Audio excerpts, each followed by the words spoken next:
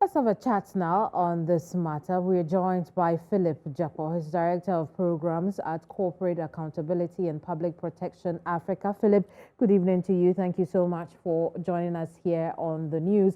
The rains have caught up with us again. Floods are on the horizon. Why does this keep happening? As far as you are concerned, what is the challenge here? Well, first of all, good evening, and thank you for having me to discuss this issue, which is an issue of national importance.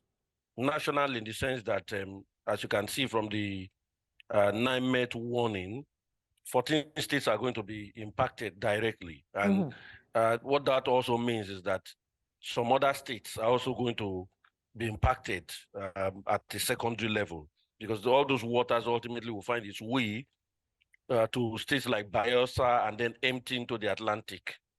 Now, what is the challenge here? I think what we are facing is a human crisis.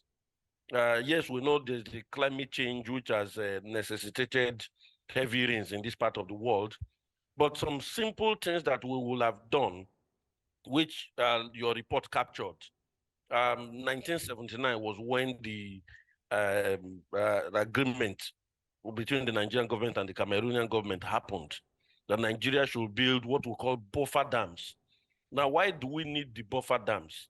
The Lagdo Dam in Cameroon, northern Cameroon, is a big dam. And Cameroon is upland, Nigeria is downstream. Absolutely. So, yes, waters must be released when there's threat of the dam breaching due to excessive, waters as a result of the rainfall. If the waters are not released Well, and the so, dam so, so breaches, Philip, as you have identified, this is a yeah, 45-year-old problem, and the Nigerian side doesn't seem to have a hang on the situation. From where you sit, why is that the case up until now? well, I think there's a lacking political will and understanding of the implications of waters released from the dam yearly. It has become seasonal. Like I mentioned a while ago, I think we are not looking at this as a national security issue. We don't pray that there's a war between Nigeria and Cameroon. All Cameroon needs to do is just open that dam, and half of Nigeria will be underwater.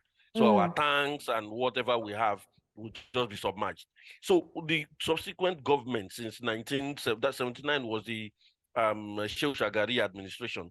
I think the political will and the uh, seriousness to address, this crisis was not there. Even Right. in 2012, when we had the most flooding, 2012, about 21 out of the 36 states was underwater. That was when we had the worst of the floods you could have. Government set up a commission to look at, what to do, and nothing came out of it. I see. The only improvement we've Given had. benefit of doubt, I know we need to chop it and cut it into pieces and cover as much as possible. Now, given benefit of that doubt, the Senate has urged the Federal Ministry of Water Resources to revisit the proposed construction of the Dasin Hausa Dam and any other dam to take in the flood waters from Lagdo Dam in Cameroon.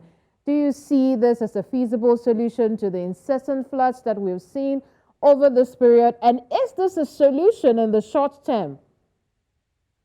Well, it's ultimately going to be the long-term solution, because building the dam is not going to be a 1 day or 2 days project. It's not going to be 1 year. It's going to take some time. So in the meantime, what do we do? In the meantime, we must look at what to do to mitigate the impacts of, release of waters from the Lagdo Dam. First of all, we must get the alert from the managers of Lagdo Dam whenever water is to be released, so that Nigeria can plan. And this planning will entail government um, having communicating with communities in the riverine areas, communities on the right of way of the floods from the Lagdo Dam, so that people can evacuate. Now, this evacuation is not what government is doing when you say people must evacuate.